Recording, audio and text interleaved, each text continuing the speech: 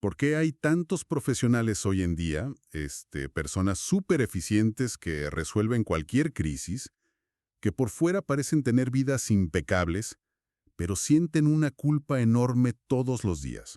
Ujú. Es como una paradoja muy actual, ¿no? Adultos hiperresponsables que, internamente cargan con un vacío profundo. Sienten que el descanso o el amor son cosas que siempre tienen que ganarse. Claro, como si estuvieran pagando una hipoteca emocional que pues nunca se salda. Exacto. Y bienvenidos a esta nueva inmersión profunda. Yo soy su anfitrión y hoy me acompaña nuestra experta residente para desglosar todo esto. Hola, ¿qué tal?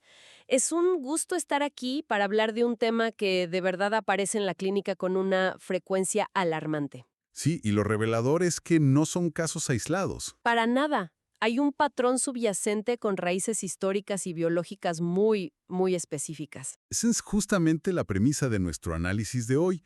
Vamos a explorar los conceptos detrás de un documento fascinante llamado La generación herida.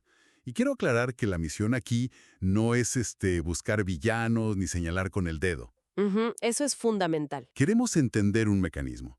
Vamos a analizar cómo el contexto histórico moldeó a quienes fueron padres en América Latina, específicamente de los niños nacidos entre 1979 y 1986. Y ver cómo ese contexto alteró la neurobiología de sus hijos. O sea, dejando secuelas invisibles que hoy dictan cómo esta generación vive y trabaja. Totalmente. Y para entender al adulto de hoy, primero tenemos que viajar al pasado. No podemos hablar del trauma de los hijos sin entender el instinto de supervivencia de los padres, ¿verdad? Exactamente. Ambos procesos están entrelazados por la biología. Bueno, empecemos por ese contexto. Porque, no era un entorno para nada sencillo. Para nada. Quienes nos escuchan y crecieron en los 80 y 90 en América Latina saben que fueron décadas que los economistas literalmente llaman las décadas perdidas. Sí, hiperinflación brutal, inestabilidad política, pérdida masiva de empleos. Ajá. Una pobreza estructural que generaba una asfixia todos los días. Y en ese ecosistema, el sufrimiento casi que se glorificaba como una virtud, ¿no? Es que cuando un ser humano está inmerso en una amenaza sostenida de esa magnitud, el sistema nervioso hace algo brillante evolutivamente, pero devastador a nivel emocional. ¿Qué hace exactamente? Prioriza la supervivencia inmediata, o sea, por encima de todo. La investigación muestra detalladamente cómo el estrés crónico y el trauma, digamos, reorganizan la arquitectura del cerebro. ¡Wow! El trauma no es solo un mal recuerdo, es una fuerza física que altera la fisiología. Entonces, ¿el cerebro de esos padres literalmente cambió su forma de operar? Sí, quedó anclado en un estado de alerta. Y Ujú. un cerebro configurado solo para asegurar la comida en la mesa, pues carece del ancho de banda para la sintonía emocional. Claro. Dar una crianza sensible requiere un estado de seguridad que ellos simplemente no tenían. Bueno, vamos a desempacar esto un poco más, porque el documento menciona un concepto que levanta muchas cejas hoy en día, A ver. el narcisismo parental. Y hago una pausa aquí porque la palabra narcisista está súper de moda en Internet, ¿no? Se usa para cualquiera que sea un poco egoísta. Ujú, sí, se ha desvirtuado mucho el término. Pero el texto sugiere que no estamos hablando del villano de manual. Exacto. El documento hace una separación crucial. No habla del trastorno narcisista de la personalidad, que es un diagnóstico psiquiátrico formal. Ajá, el que implica falta de empatía maliciosa y delirios de grandeza. Ese mero. Los autores hablan más bien de rasgos narcisistas como defensa, ¿Defensa contra qué? contra el colapso psíquico. Es un mecanismo donde la persona está tan abrumada por sobrevivir que su visión del mundo se reduce a sí misma, pierde la capacidad de ver al otro como un individuo separado. Y eso es gravísimo cuando ese otro es tu propio hijo. Totalmente. El niño deja de ser visto como alguien con necesidades independientes. Se filtra todo a través de las necesidades del padre. Hay una autora, Alice Miller, que profundizó muchísimo en esto del niño dotado. Ella plantea que el infante se convierte en una extensión narcisista del adulto. Sí, una herramienta, básicamente. O sea, el niño existe para satisfacer las carencias del padre. Y encima se le exige una gratitud eterna por el sacrificio de haberlo criado en tiempos difíciles. Se invierte la dinámica. El niño pasa a ser el regulador emocional del padre, en lugar de al revés. Si tratamos de visualizar esto, yo me imagino el cerebro de estos padres como, no sé, un barco pesquero atrapado en una tormenta perfecta. Me gusta esa imagen. Y el barco se está llenando de agua rapidísimo. Si tú estás en ese barco, el 100% de tu energía se va en achicar el agua con un balde, ¿verdad? Claro, o te hundes. Sobrevivir a las deudas, a la crisis del país, al miedo al futuro, eso es achicar agua. No te quede energía para bajar al camarote, sentarte con un pasajero más pequeño y preguntarle cómo le hace sentir la tormenta. Es biológicamente imposible en ese estado. Exacto. Decorar el camarote requiere recursos que no existen cuando estás naufragando. O sea, no es malicia, es una limitación de recursos. Totalmente. Estaban achicando agua. Pero el problema crítico surge cuando observamos a ese pasajero más pequeño. Ajá. Entender esta escasez nos obliga a preguntar qué le ocurre materialmente al cerebro del niño que está ahí, viendo a un adulto aterrado o ausente. Y es ahí donde entramos a los datos duros, a la neurobiología de la infancia. Sí, porque el cerebro de un bebé no viene preensamblado, no, se construye en relación con los demás. La investigación de Alan Shore habla mucho de esto. La arquitectura del cerebro, sobre todo la corteza prefrontal, se moldea como respuesta a la interacción con el cuidador. Y no hablamos de psicología abstracta, son neuronas reales creando puentes físicos. Claro, cables conectándose. Las emociones y los impulsos requiere que el adulto actúe como un espejo regulador. O sea, si el bebé llora, el adulto responde con calma. Y repetir eso miles de veces le enseña al cerebro del niño a calmarse a sí mismo. Ujú.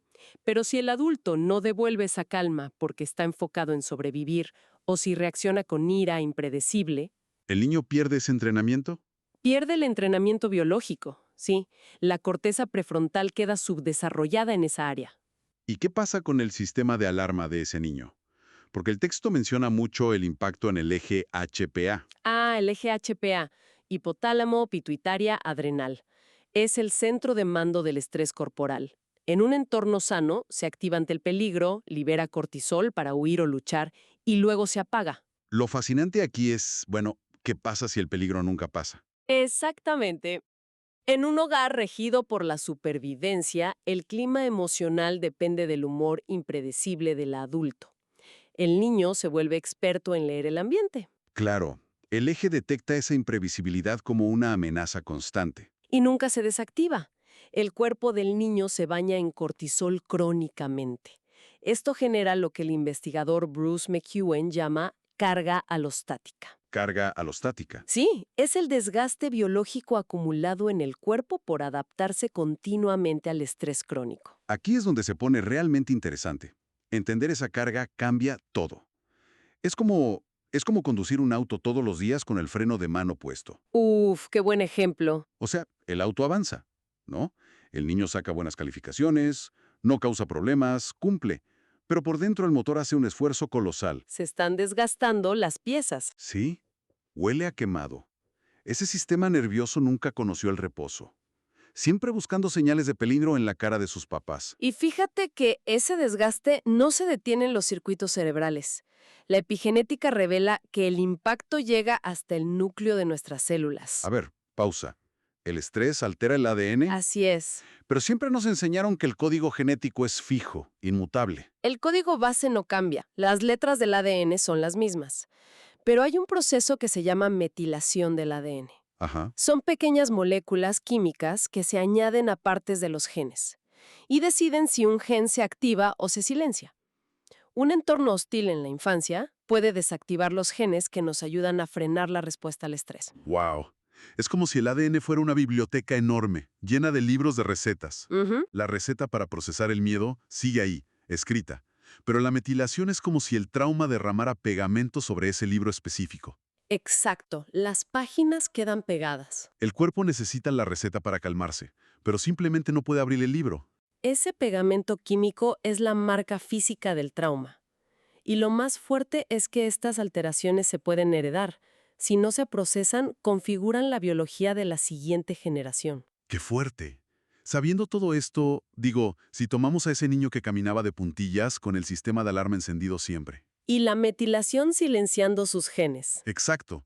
¿Cómo se ve ese niño cuando cumple 35 o 40 años? Cuando entra a una oficina o intenta formar una familia. El documento perfila a este adulto de manera muy clara. No es casualidad cómo actúan. El rasgo más evidente y curiosamente el más aplaudido por la sociedad es la hiperresponsabilidad aplastante. Son los que llegan primero y se van de últimos. Sí. Sienten la obligación compulsiva de resolverle la vida a todos, de no decepcionar nunca a sus jefes. Sacrifican todo por mantener la paz. Exactamente. El texto conecta esto con la teoría del trauma complejo de Pete Walker. Se le llama fawn response o respuesta de aplacamiento. El niño aprendió que complacer era la única forma de evitar el conflicto. Y el adulto sigue usando esa estrategia. Apaciguar al mundo para sentirse a salvo. Entonces, ¿qué significa todo esto? Quiero hacer de abogado del diablo un momento. Claro, dime. ¿Estamos patologizando la simple responsabilidad? O sea, ver a alguien trabajador y solidario parece algo maduro, no un síntoma clínico. Es una excelente pregunta. La diferencia no está en la acción, sino en el motor que la impulsa. La responsabilidad sana nace del propósito. Eliges ayudar porque va con tus valores, y si dices que no, tu mundo no se acaba. Hay una elección real, sin terror de fondo. Exacto. Pero la hiperresponsabilidad del apaciguamiento nace de un miedo crónico al rechazo. Si no son útiles, sienten que no valen nada como seres humanos. El motor es la angustia, no el propósito. Así es. Y vivir desconectado de tus propios deseos genera algo que las fuentes llaman alexitimia funcional. Alexitimia funcional. ¿Qué es eso exactamente? Es la dificultad para identificar y nombrar las propias emociones. En su versión funcional vemos personas que manejan empresas increíbles, pero en su mundo interno tienen un punto ciego gigante. Porque de niños aprendieron que sentir tristeza o miedo era peligroso en ese barco que se hundía, ¿no? Ujú. El adulto reaccionaba con enojo si el niño lloraba. Entonces el cerebro, para protegerse, desconecta el monitor de las emociones. Literalmente.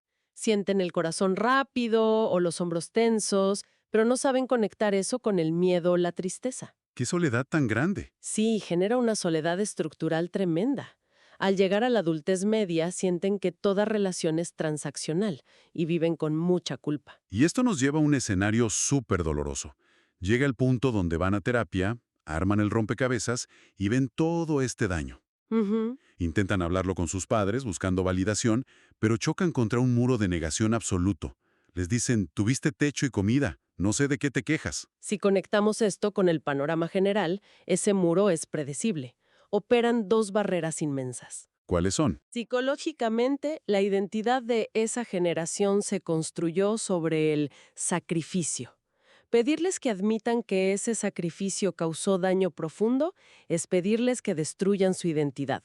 Es una amenaza existencial para ellos. Totalmente. Y neurológicamente, sus cortezas prefrontales simplemente no tienen la plasticidad para sostener algo tan complejo como te amé, pero te hice daño. Su cerebro colapsa ante esa idea. Hay una cita en el texto que me golpeó fuerte. Dice, tus padres hicieron lo que pudieron, y lo que pudieron lastimó. Sí.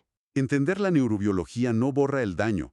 Entender por qué el barco se hundió no le quita el trauma al niño que casi se ahoga, ¿no? Ambas realidades coexisten. Y la solución no es enforzar una disculpa que biológicamente no pueden dar. Pero hay esperanza en la ciencia, ¿verdad? El cerebro es plástico. Científicos como Michael Merzenich demostraron que el cerebro mantiene su maleabilidad toda la vida. La neuroplasticidad nos salva. O sea, esos cables se pueden reconectar. Exacto. Se pueden crear nuevas vías hacia la corteza prefrontal y reescribir cómo responde el cuerpo. Pero no es solo hablando, ¿no? Las fuentes dicen que hablar no apaga la alarma fisiológica. Correcto. Hay que integrar el cuerpo. Terapia somática, mindfulness, enseñarle a ese sistema nervioso primitivo que el entorno actual ya es seguro. Construir la carretera neuronal que no se armó en la infancia. Eso redefine por completo lo que significa sanar. Sí, porque sanar no requiere obligatoriamente el perdón o reconciliarte con quien te lastimó. Sanar es recuperar la capacidad de sentirte a salvo. Desactivar ese freno de mano después de 40 años. ¡Wow! Ha sido un viaje increíble hoy. Sin duda. Pasamos de entender el instinto de supervivencia de los papás a ver el desgaste biológico en los niños. La carga alostática. Ajá. Y reconocimos los síntomas en los adultos hiperresponsables de hoy, sabiendo que hay salida gracias a la neuroplasticidad. Esto plantea una pregunta importante para cerrar. Si la metilación del ADN y el trauma viajan de generación en generación, Sí. entonces ir a terapia y regular el sistema nervioso no es solo autocuidado individual, es algo mucho más grande. Claro, podría ser que procesar nuestro dolor hoy sea literalmente el mecanismo biológico para reescribir el código genético de las generaciones que aún no nacen. Yo estoy convencida de que sí. Es una reflexión súper poderosa para dejar sobre la mesa. A quienes nos escuchan, sigan cuestionando el mundo que les rodea. Comprender nuestro pasado es la clave para transformar el futuro. Nos vemos en nuestro próximo análisis a fondo.